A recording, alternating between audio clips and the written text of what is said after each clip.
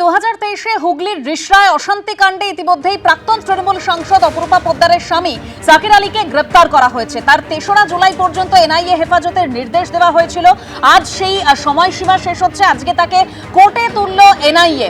একদিকে যেরকম জাকির আলীকে কোর্টে পেশ, অন্যদিকে অপরূপা পোদ্দার তিনি এবার আজকে শ্রীরামপুর থানায় হাজিরা দিয়েছেন। দুই প্রতিনিধি আমার সঙ্গে এই মুহূর্তে সরাসরি রয়েছেন। একদিকে ব্রতদীপ ভট্টাচার্য রয়েছেন, অন্যদিকে সমীরণ পাল রয়েছেন। আমি প্রথমেই ব্রতদীপের কাছে যাব। ব্রতদীপ, আজকে জাকির আলীকে কোর্টে তুলল এনআইএ, সে জায়গায় কি কি বিষয় তারা জানাতে চলেছে, এনআইএ সূত্রে কি জানতে পারছো?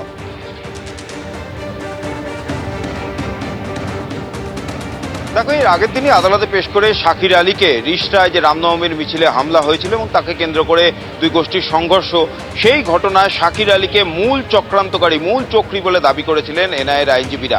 জাকির আলীর যারা আইনজীবী তারা জামিনের আবেদন করেছিলেন এবং সেই জামিনের আবেদনের বিরোধিতা করে এনআইএর আইনজীবীরা বলেন যে জাকির আলী গোটা এই ঘটনার পরিকল্পনা করেছিলেন এবং সেই বলে তারা নিজেদের হেফাজতে চেয়েছিলেন জাকির আলীকে। কিন্তু আজকে তাকে ফের আদালতে পেশ করা হলো।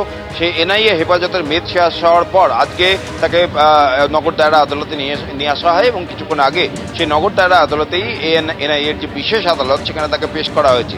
এবং যেটা এনআইএ সূত্রে জানা যাচ্ছে যে এই মুহূর্তে সেই মামলার শুনানি চলছে, দুই পক্ষই তাদের সওয়াল করছেন এবং এনআইএর তরফ থেকে আজকে জাকির আলীকে নিজেদের হেফাজতে নেওয়ার আর কোনো আবেদন জানানো হচ্ছে না।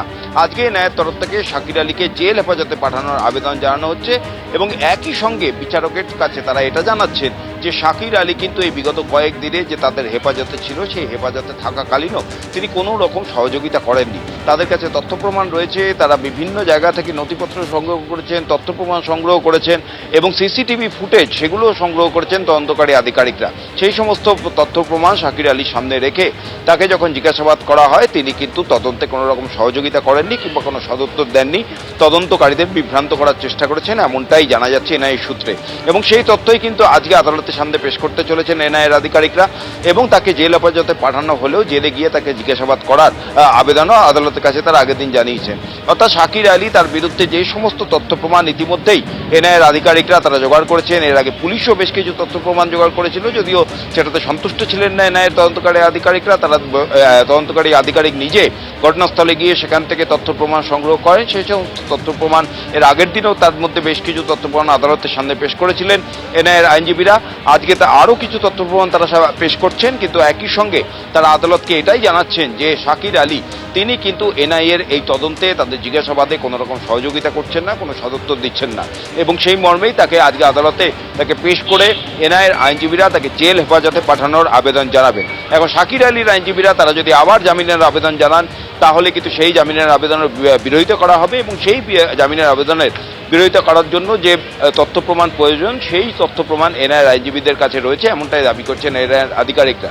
সব মিলিয়ে এর আগের দিন নিজেদের হেফাজতে নেওয়ার আবেদন জানিয়েছিল এনআইএ জাকির আলীকে, কিন্তু আজকে আর নিজেদের হেফাজতে নেওয়ার আবেদন জানাচ্ছেন না তারা, জাকির আলীকে জেল হেফাজতে পাঠানোর আবেদন জানাচ্ছেন। এখন এটাই দেখার যে দুই পক্ষের সওয়াল শোনার পর বিচারককে নির্দেশ দেন।